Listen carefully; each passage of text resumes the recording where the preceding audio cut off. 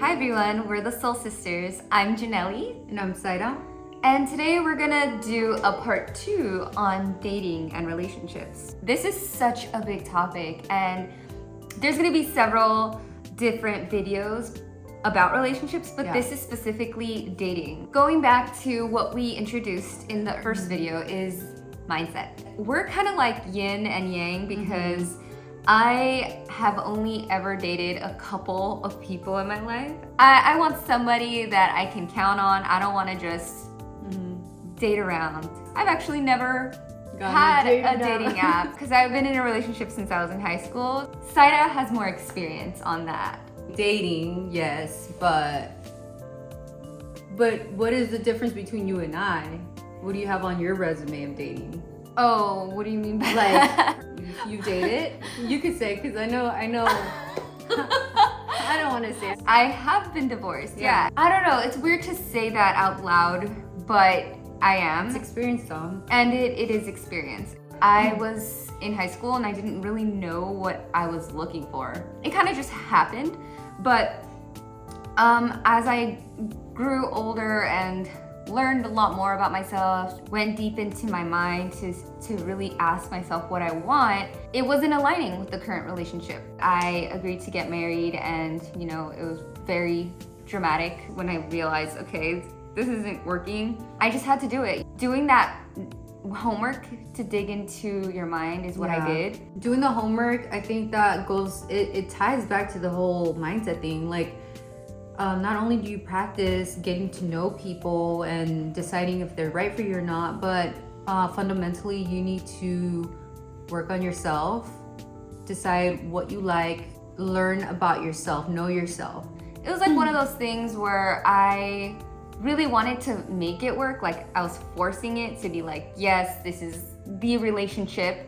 Yeah. But I learned that that's not how relationships work. They shouldn't be forced. Yeah. I shouldn't force myself to create an environment of peace. Peace is letting things be and letting things happen on their own, not manipulating for things to happen. Did you feel like you let yourself down for staying in the relationship? I was being a big people pleaser. As much as I wanted the relationship to work, it does feel like disappointing to be like, damn, I could have been real, and my real authentic self felt like I was no longer in alignment. I feel like I learned so much in my first serious relationship that I am grateful for, but we all learn and we kind of find ourselves, and I think that's the mindset part of it. You let yourself down when you're in a situation where it just doesn't feel right, and that's why you have to get real with what you want and like what's happening in front of you, because we can pretend like, oh, I don't see what's happening.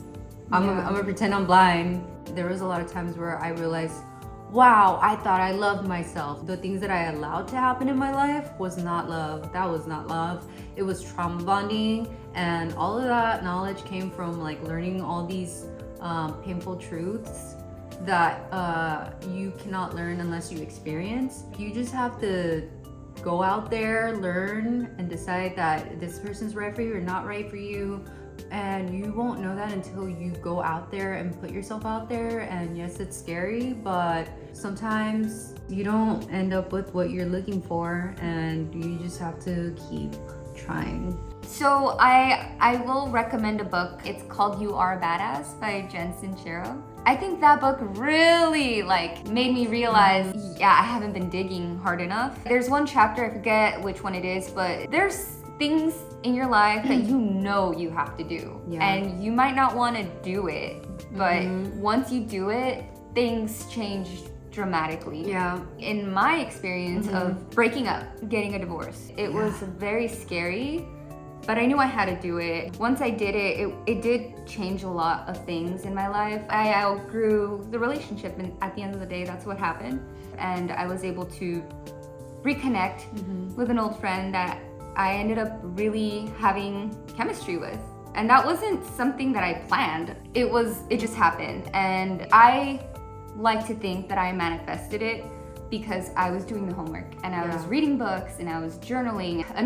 I think it was from that same book You Are a Badass. I think it's her, or it might be Gabrielle Bernstein. Or both of them. A lot of it is like crossover. Interrelated. Yeah. Yeah. I was reading a lot of their books, and one of the activities was to sit and imagine what you want your partner to look like, or what you want them to be like, and of course I did that, and it was weird because I was in a relationship, so I'm like, all right, there's some things that are not obviously present in the current relationship I'm in. It was like a form of meditation, you know, just kind of like the stars aligned, and and I got really lucky. So I do consider myself a lucky person, but that is not to say that I didn't go without any challenges. I'm the reverse side of that. She's like the result of what happens of like when you find the one, and for me it's more like I'm in work in progress. When I decided to put myself first and not to be with someone that wasn't right for me, I had to remind myself that I choose myself first before anything. So when you decide, I want to be a different person to attract different people that are, you know, of quality, then I have to do the work to be that person of quality so that I can have that person come to me or attract that person.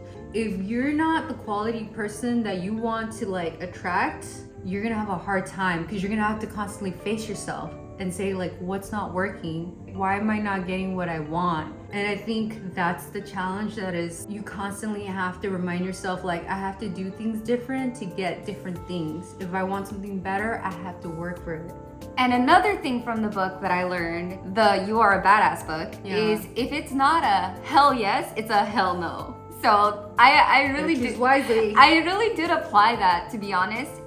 It was really, because I was always very indecisive. I was like, I don't know what I want. Because if I'm ever like, I don't know, it's just no. It's great that we're different because we kind of complement each other in that way.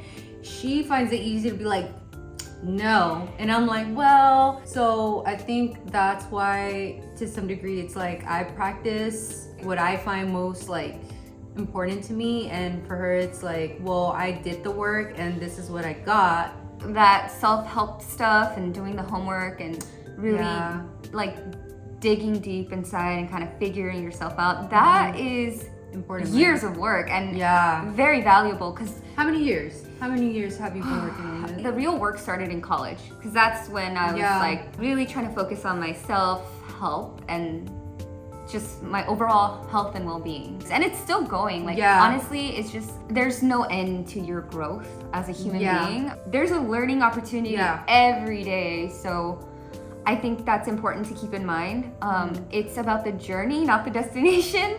It's even if you're 60 years old, you can still learn something and still go out there and put yourself out there and find somebody.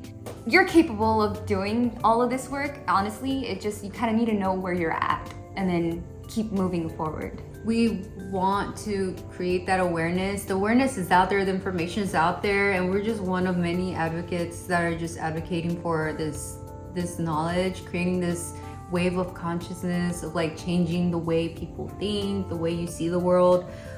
Maybe you don't already know it, or maybe you haven't read this book and we read the book and we just learned certain things, or we can actually sit back and say, okay, this happened to me in my life, and now I'm a different person from it because I chose to do something different. I know what it's like to be on both sides, to know like when I'm not in alignment, when I don't feel good about something, the resistance is there. And if you've ever experienced that with anything in life, like, you know what that feeling is. It's like, this didn't happen for me because it wasn't meant to happen for me. Same thing with relationships. If it didn't work out, or it just, you sense all this resistance, all this difficult like run around, it's because the feelings, the alignment was just not there. Like, it was just like not mutual. Obviously, any relationship comes with a lot of work. I'm not saying it's not work, but it shouldn't feel heavy. It shouldn't feel challenging every day. Exactly. It shouldn't feel like you're jumping over obstacles every minute, or you're walking on eggshells every hour. Like, that's a really big red flag. All of those are just red flags. Red flags will look different for everyone. A red flag for you is what doesn't feel right for you. And that's why you have to get to know yourself and be true to yourself, and and really get to the bottom of it and hold yourself high to this high standard of like, I love myself enough to say no to this, because I choose myself, and You're worth it. you're worth it, and then you'll find someone that's worth it that can meet you like there. And I want to end this video by saying, if you haven't heard of the law of attraction, honestly, that is where I think it all started for me, learning about the law of attraction. Pretty much in a nutshell, it's when you are trying to attract something, you have to behave like you already have it. So we just wanted to give you our experience, and of course, this is a little bit of a longer video because we just want to really drive that home for you to know life is a journey, and relationships are such a big part of it. Yeah. So we just want to emphasize that. And yeah, if you have watched the whole video, thank you so much, and we'll see you again next time. Till next time. Bye. Bye.